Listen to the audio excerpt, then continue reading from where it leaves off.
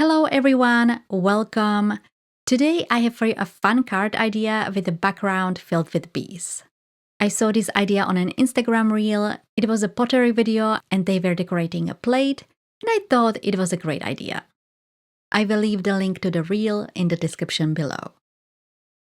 I used products similar, or at least what I thought similar to what they used, acrylic paints and this sponge tool that I actually had. Nothing expensive. Just use whatever you already have or can afford. I picked a yellow paint and squeezed it out onto a piece of acetate. I put a white paper below it. I didn't want to use a palette, I wanted just something easy to clean, but if ruined, I won't miss it. And I picked the paint with the sponge tool and stamped multiple circles across my panel. I used cardstock for acrylic paints just because I had it. Otherwise, I would be using mixed media or watercolor cardstock. The stamping wasn't smooth, so I used a brush to smooth it out. I also picked up too much paint. In the end, it wasn't a problem, but if I were making it again, preferably I would pick less paint. Acrylic paints are something I rarely use, so I don't really have a feel for it.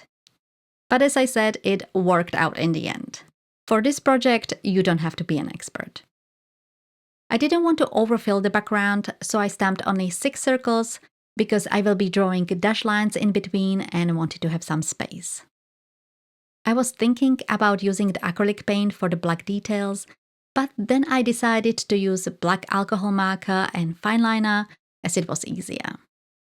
I first drew the black stripes, starting with the back, which I painted in a way that it was sticking out a bit, making the circle less circly. This was intentional. I drew mostly 4 stripes, finishing it with a dot for the eye. This I did with the alcohol marker. With the fine liner, I drew a dash line coming from the back. I also added a loop, and I also drew a set of wings, which are just 2 loops on the top of the bee.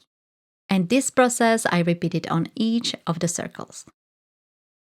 By the way, if you don't have any or some of the products I'm using here, especially the paint and the sponge, which I think it's called sponge or foam brush, you can definitely use other things for this background, like watercolors, markers, inks.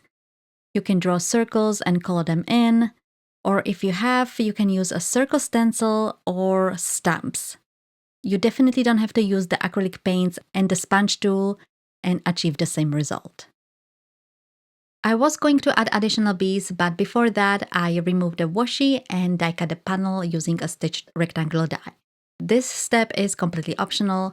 You can finish up the panel the way you want. And then I stamped the additional circles and added the black details. As I was doing that, I got paint on my fingers and of course I touched the panel, just a little bit on the bottom corner. To fix it, I just covered it up with 1 more circle.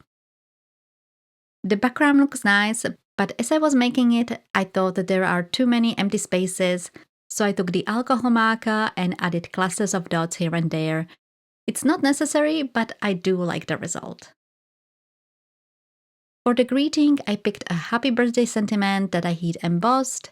I adhered it using a foam tape, and lastly, using simple double-sided tape, I adhered the card on top of a white card base. I hope you enjoyed this video. This was a fun project to do. As I said, you can use different products for it, and I hope you will give it a try. If you would like to see another fun background, you can check out the discard with butterflies. The butterflies are printed and colored with alcohol markers.